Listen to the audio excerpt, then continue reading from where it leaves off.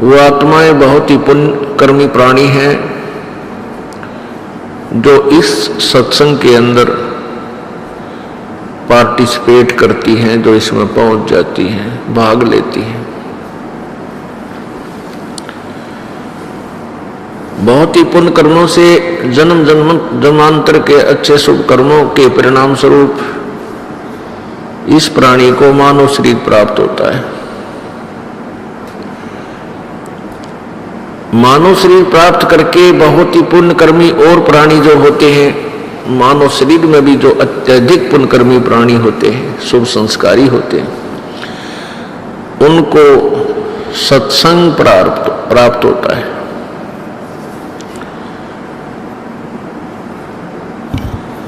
वर्तमान के अंदर श्रोताओं की कमी नहीं, वक्ताओं की कमी नहीं, संतों गुरुओं की बाढ़ आई हुई है। उधर से श्रद्धालु भी बहुत ही श्रद्धा के साथ परमात्मा प्राप्ति के उद्देश्य से सत्संग श्रवण करने के लिए अन्य संतों के पास जाते हैं। उन अन्य संतों के पास सत्संग नहीं है। सत्संग का अर्थ होता है सत्य, जहां पर सत्य ज्ञान प्रचार होता हो। सत्य ज्ञान कौन सा है? जो हमारे सदग्रंथों में विद्यमान है।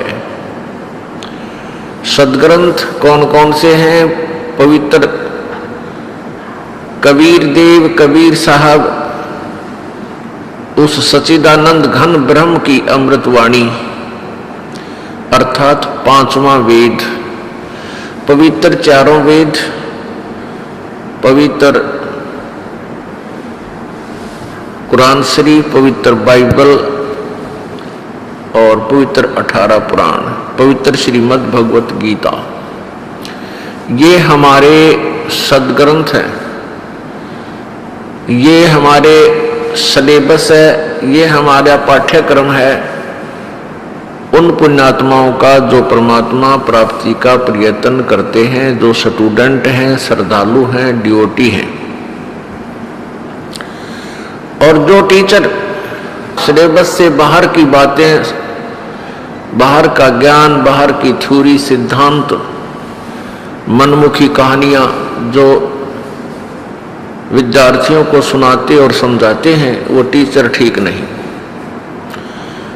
वो विद्यार्थियों के भविष्य के नाशक हैं, वो गुरु पद के अधिकारी नहीं हैं। इसी प्रकार जो संत जो गुरु पद प्राप्त करके और शास्त्रों के विपरीत ज्ञान देते हैं, सदग्रंथों से विरुद्ध ज्ञान देते हैं, जिनको कुछ भी पता नहीं सदग्रंथ में क्या बताते हैं, वो संत ठीक नहीं, वो गुरु नहीं है, वो दुश्मन है इस मनुष्य जीवन के, शत्रु है इस अनमोल जीवन के। वो कीड़े हैं, जैसे फसल को कीड़ा खा जाता है, उसको नष्ट कर देता है। वो ऐसे गुरु हैं, ऐसे संत हैं जैसे अमर बेल होती है। आपने अमर बेल देखी होगी, वह कैसी होती है? एक पीले से कलर की बेल होती है जो वृक्षों के ऊपर होती है, और उस बेल के अपने बहुत कम पत्ते होते हैं। वो वैसे पतली सी होती है जैसे धागा सा होता है, जैसे ये सूत होता है, ये राजमिस्त्री प्रयोग करते हैं, इतने मोटा होता है। और वो पीली सी बेल पूरे पेड़ के टहनियों के, छोटी छोटी शाखाओं के और डार के लिपट जाती है, उसके चारों तरफ लपेटे लगा लेती है।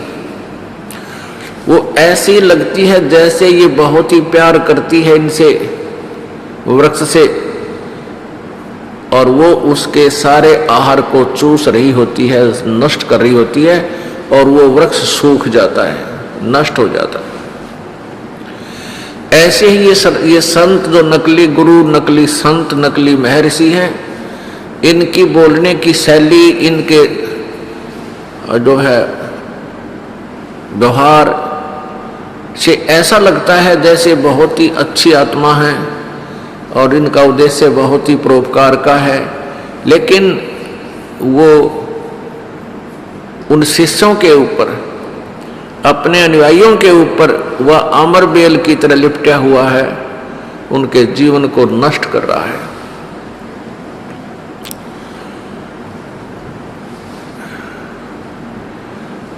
ईसा मसीह जी ने कहा था कि जिन गुरुओं को तुम अच्छे मानते हो और जिनके पास तुम जाकर के अपना कल्याण चाहते हो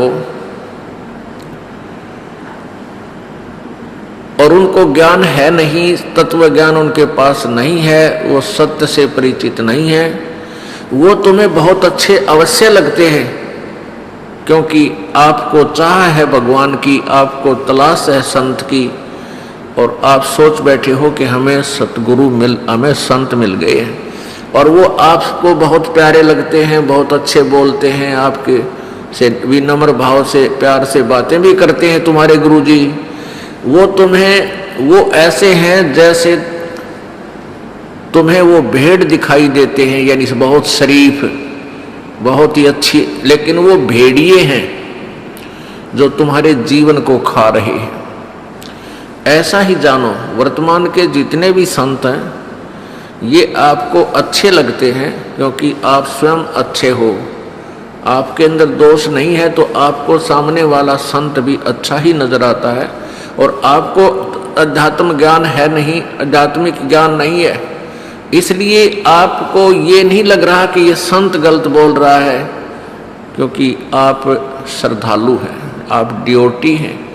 और स्टूडेंट अध्यापक की किसी भी थ्योरी में, किसी भी उसके ज्ञान में, उसकी कथा में स्टूडेंट यानी विद्यार्थी कोई शंका व्यक्त नहीं करते, क्योंकि विद्यार्थी यही सोच कर बैठे रहते हैं कि जो टीचर बता रहा है ये सत्य है, और उसको लिख लेते हैं, उसको रिमेंबर कर लेते हैं, घोट लेते हैं।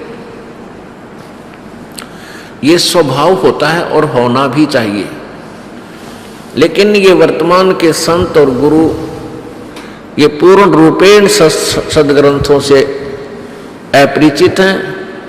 ये सिलेबस ना समझा करके दंत कथा आपको सुना रहे हैं, इसलिए उनके पास सत्संग नहीं है। वो कहते सत्संग ही हैं और बोर्ड भी सत्संग का ही लगाते हैं, सत्संग सथल वो लिखते हैं, और सतगुरु अपने उपाधि भी लिखते हैं, लेकिन वो ना सतगुरु हैं, न ही उनके पास वो सत्संग है।